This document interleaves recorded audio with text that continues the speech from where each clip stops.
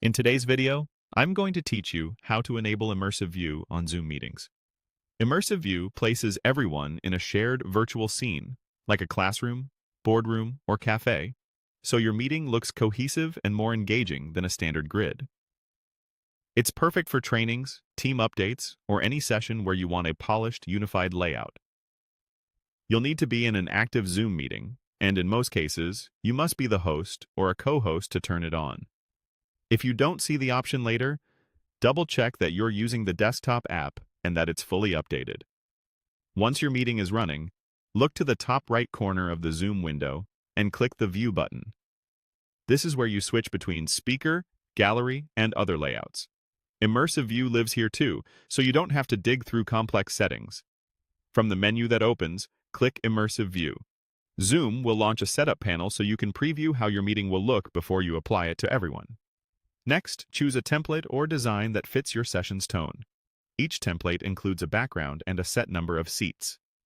Some are more formal, some casual, and some are themed. If you have many participants, pick a layout that supports more seats. If your group is small, choose a simpler scene to keep everyone visible and centered. You can usually let Zoom place people automatically, or switch to manual placement if you'd rather control where each participant sits. Don't worry, you can adjust after you start if something doesn't look right. When you're happy with the preview, click Start. Zoom will assemble the scene and place participants into the seats.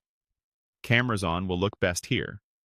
If someone has their video off, they may appear as a name tile or thumbnail depending on your account settings. Give it a second to load for everyone. Some devices may take a moment.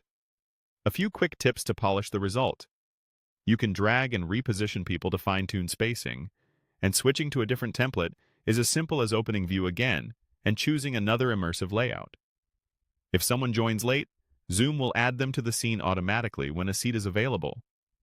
When you share your screen, Immersive View may shrink or switch to prioritize shared content, and it will return afterward.